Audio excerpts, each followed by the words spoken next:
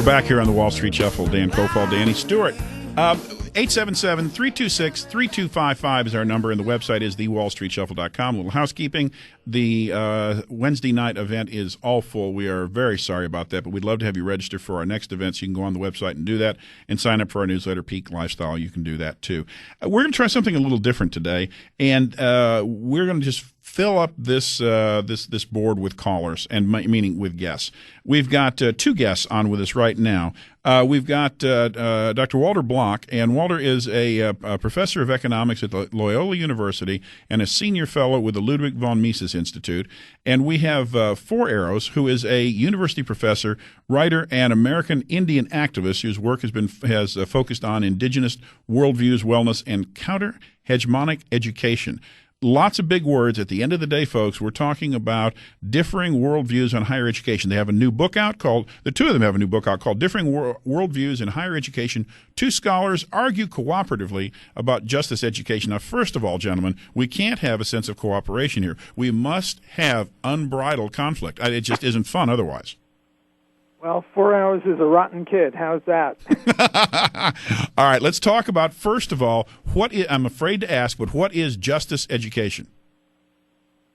Well, allow me to take a shot at it, and I'm sure that my comrade will disagree.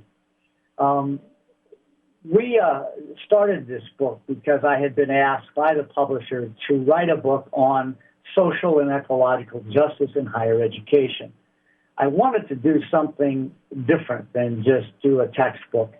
And I remember reading a number of articles that Walter had written, and also recalled that I had disagreed vehemently with all of them.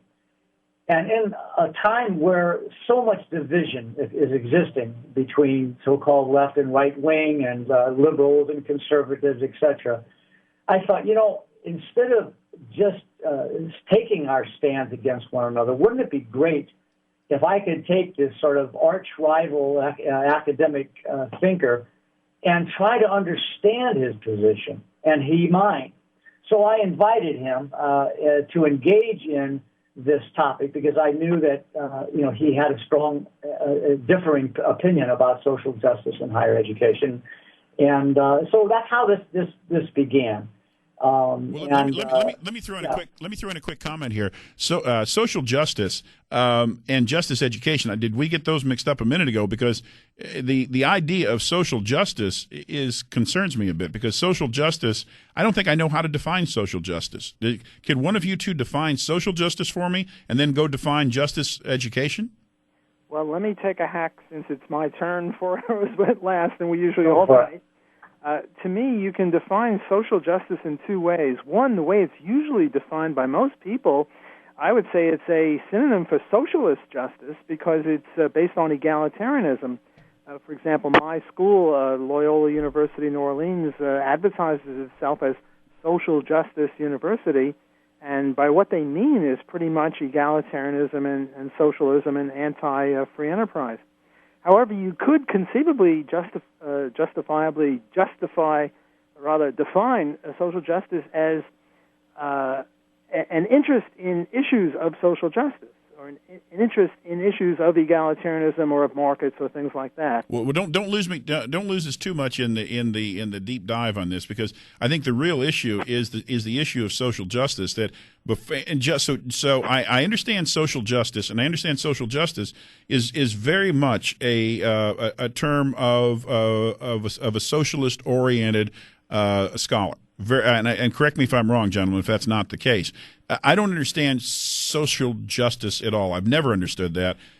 How do I get to social justice? What's a social injustice? Well, most people, I think, if they see it, they know it.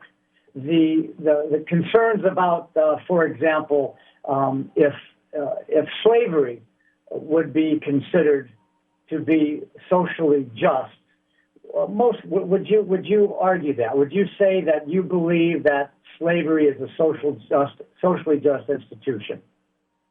Well, I would just say it's a plain old unjust institution, and I don't see why you need the word social. slavery is unjust because it's the seizure of people, innocent people, against their will. On the other hand, take something like, I don't know, a sweatshop or price gouging or something like that. Now, the social justice types would say, well, those two are socially unjust. And I would say, well, as long as it's a capitalist act between consenting adults, it's just. And I don't see that adding the word social to the mix clarifies anything. Yeah, I do have. Let me try a question for both you guys also. How in any way does the discussion of justice education or social justice make us more competitive in the world? We're 17th to 21st, depending upon how we look at it, in our education standards ranked in all the countries in the world. And in my humble opinion, which is probably going to tick off both you guys, it's because we have silly arguments about social justice and justice education that our kids are not learning arithmetic, are not learning how to read, are not learning how to write, and we've got them so confused in things that don't mean a damn to them making a nickel or become a better member of the society.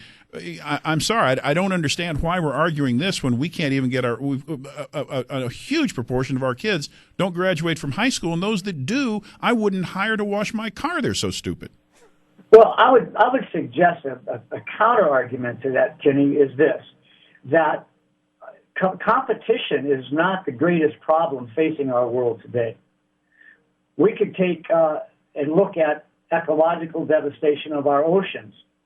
And without even tying that to economic issues relative to fisheries, profit, etc., if we continue to destroy the oceans, we're going to be in a world of hurt.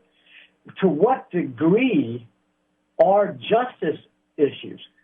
Walter and I actually agreed that adding the word social in our book was really unnecessary, that if we're talking about issues within society, that's sort of an automatic. And we just referred and agreed to refer to the concept of justice. But if we don't look at issues that connect justice to the kinds of problems that are facing all of us, and we only think about the competitive profit, then I would suggest that we're not going to get out of the maelstrom that we're currently in with virtually every life system that we have in disrepair: fresh groundwater, oceans, air quality, etc. Let me get my mic. There we go. Hold on just one second. Do I have my mic back? Okay. My question then becomes, hang on, I lost my train of thought on the mic. Go ahead, guys. Well, I would say, to just get a little bit off the topic, and then I'll get right back to it, the title of our book is Differing Worldviews in Higher Education. Two scholars argue cooperatively about social justice education. I would say perhaps the most important word of that title, the key difference between our book and many other books that are debate format, is the word cooperatively. When 4 Hours approached me with this, I thought, some sort of nut, and, I had to Google him, and then I saw he really wasn't a nut, or if he was a nut, he was a nut with a long track record and a long paper trail, and I grew very impressed with him, and that's why I agreed to do this. I think the difference between our book and many others is that cooperatively, and I'm sure 4 Hours would agree with me on this, if not much else, where we each tried very determinedly to look carefully at the other guy's view and not score cheap points or anything like that. With regard to your question about why Johnny can't read, I teach introductory economics, and we do elasticity, which means you have a fraction like, say, 3/4 over 2/3, and these are college kids, and they can't solve that, and I have to sort of teach them that, and they should have learned that, I don't know, in high school or in grade 8 or something, and maybe the problem is that we have too much education, thanks to a socialist government, which is pushing education for everybody. In years gone by, when I was a kid, did you just say too much education? Went to school, and people got jobs and got training in becoming a carpenter or a plumber or something like that. So maybe we're educating too many people. It's, I guess, a taboo subject, but that would seem to be one possible explanation of what you're talking about. And with regard to what 4 Hours was saying about the oceans and the air pollution and stuff like that, I think that is a very crucially important thing, and I would favor upholding private property rights, which I think that the pollution and the spoilization of the ocean are a result of lack of private property rights. Would both of you gentlemen agree that our biggest priority is to get our kids to learn how to communicate, to write, to read, to understand mathematics, to understand science, to be interested in something that makes them a living in the worldwide community, since we are a completely globally diversified economy? I don't think I'm old-fashioned at all, but I must admit I love the academic discussion, but it's irrelevant. I don't know when you're going to introduce the concept of social justice or a justice education into the system, whether it's in middle school, high school, or college. But it seems to me that that's a discussion to be held once you get out of college, and that once you have a career path and once you have demonstrated some use to society. This doesn't seem to generate. And by the way, I'm a member of the von Mises Institute. It seems odd that we're not going back to our basics. And I would think you guys would be screaming for core education and ignoring these fringe issues. It would seem to me. Well, Kenny, I actually think all three of us are in agreement about the lack that exists in current education.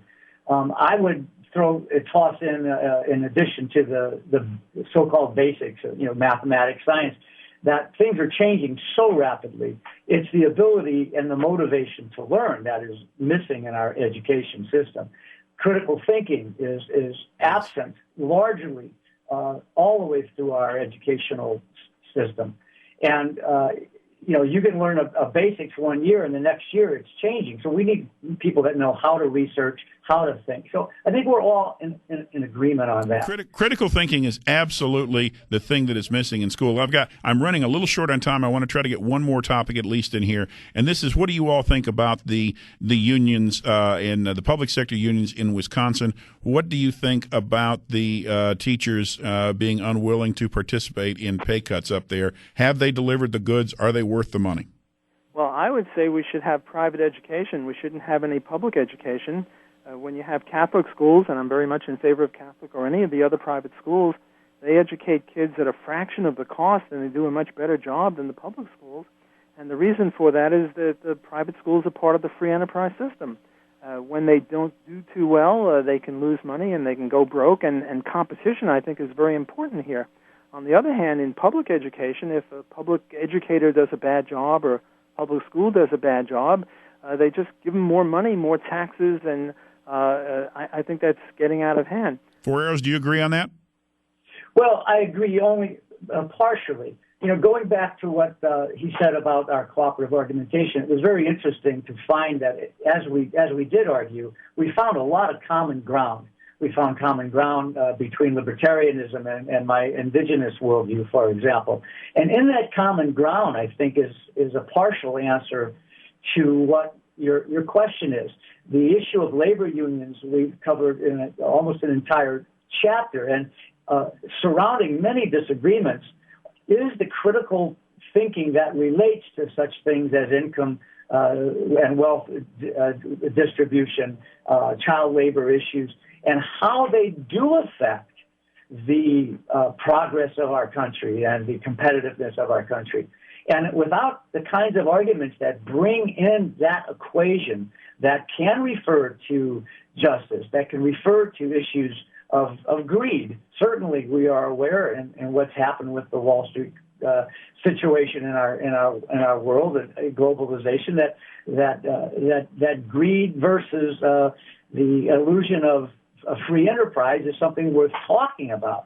And if we simply stick to the so-called basics of mathematics and science and are not able to look at the nuances of and argue respectfully about these nuances, then we're not really going to understand what is happening in Wisconsin and what the competitive and economic issues really are. And here's where I think the common ground is, gentlemen. I am way late on this issue, so we're gonna have to call that a day. I think the common ground is, if the students have learned how to write, if they have learned how to read, if they've learned how to do mathematics, if they've learned science, then we can go on to even more entertaining social issues and discussions like this. But until the social issues should not be the primary issues facing our students today, it should be the functional issues to make sure they can compete in the world economy. We've had Dr. Walter Block on with us and Four Arrows. They are the co-authors of Differing Worldviews in Higher Education.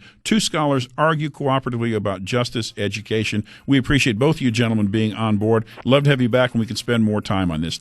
Thanks for having me. Thanks, Kenny. All right, gentlemen, take care. We'll be right back. Danny and me, 877-326-3255. We'll be right back.